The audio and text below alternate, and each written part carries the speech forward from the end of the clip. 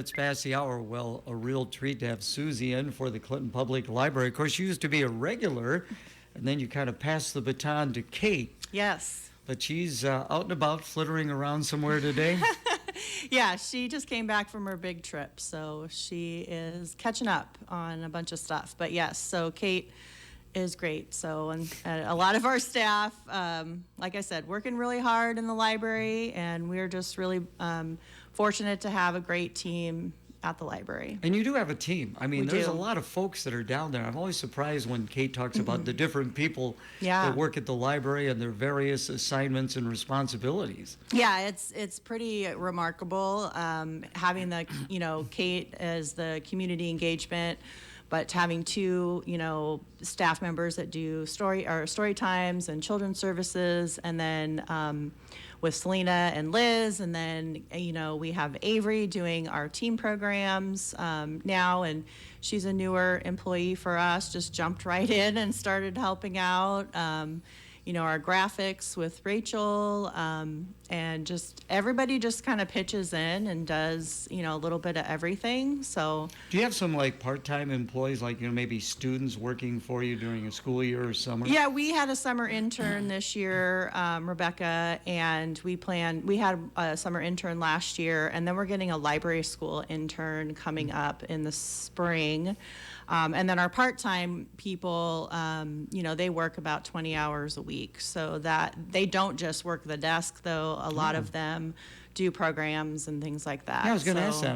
I was thinking they would just probably be at the desk. Right. They start at the desk, and then once they're acclimated with that, we try to get them involved in what they're interested in. So it's been really nice to have what I call, full staff right now. So there's 14 of us, including myself. So That's a pretty good number. we're pretty happy with it. You got KROS beat all to heck. Oh, and we're just out and about, and, we are open, 54 hours a week. So, But yeah, out and about. Speaking of that, Yeah. the parade. yeah, we'll be in the parade again this year. We were at the airport this last weekend for the trunk or treat. The parade is, our big thing, and then we're going to do a council presentation to the council the day after. So we're hoping that it doesn't rain on Monday at the parade, because the rain date is the next day. So we're hoping that with the council meeting being the next day, we're doing our big annual presentation Can on you the 28th. reveal what you're going to be doing in the parade, or is that top secret It right is now? top secret, Okay. because I heard a lot of the other places are also keeping it top secret. Okay. So, but it will be book related, and it will go with the theme. Neon, kind of a Yeah, neon theme. yeah, Neon Nightmare. So we're really excited about that, and we always try to relate it to the book. But the real reason we do it is just because, it's good to get out in the community and see everybody. It's nice, to get accolades when, we did get some prizes back when we first started joining the parade, but we're really just in it to get the library's name out there and show that we are beyond borrowing, which is our marketing theme this year. Oh, really? That's Yep. interesting. Beyond borrowing. Yep. Okay. Again, visiting with Susie on our show. And I appreciate you guys coming in every other week. Oh, we appreciate the opportunity, for This sure. is great. So Yeah. you talked about programs. You got some programs coming up?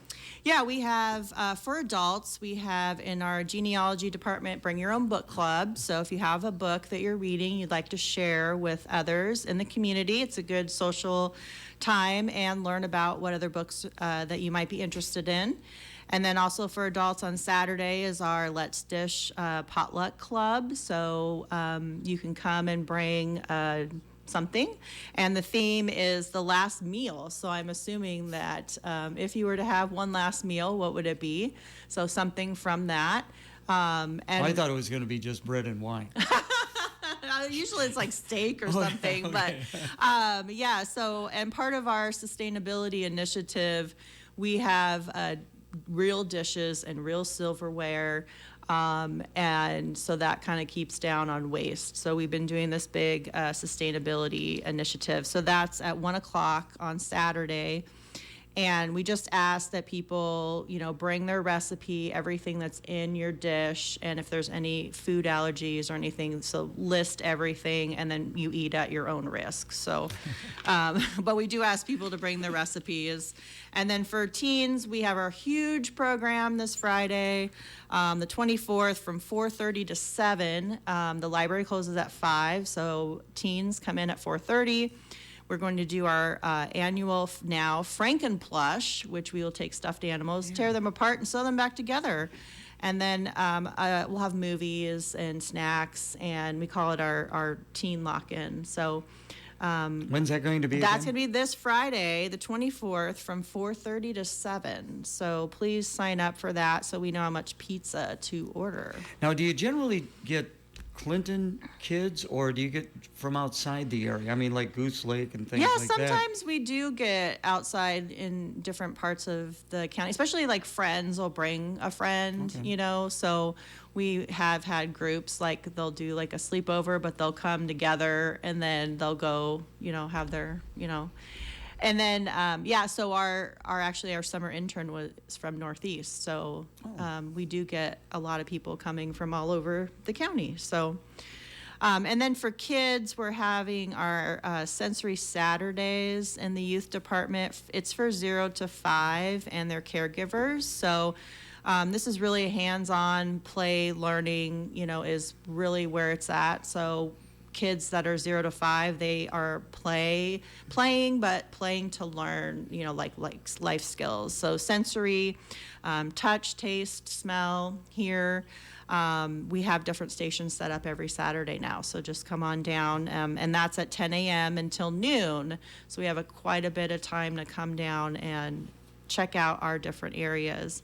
And then in November, we're really excited for our puzzle swap. I don't know if Kate talked about that last time, but we're really getting geared up for that. And also our sustainability initiative, our boomerang bags. Instead of giving plastic bags when people check out their books, we're going to be starting to check out boomerang bags with a barcode so that people can take the cloth bag, check it out with their books, and then bring it back when they bring their books back. So again, we're just trying to reduce waste. We did apply for the Sustainable Library certification, and this initiative started in the New York area, and it's kind of spreading throughout the United States. And it'll probably take us 2 or 3 years to get the certification, but it's been really fun so far. And our team is Liz, Rachel, Selena, Jeannie, Kate, and myself.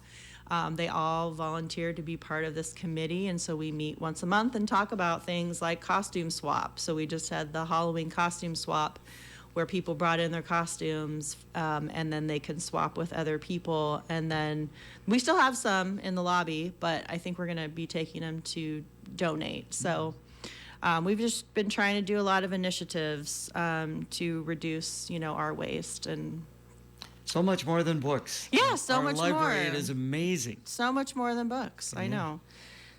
And while we've got you here and we're about ready to close out the program, congratulations, second year in a row, Clinton, Iowa wins the competition among the Clintons. It was fabulous. We thought Indiana was going to win the first 3 weeks that we started the contest because they were the newcomers coming in. Right.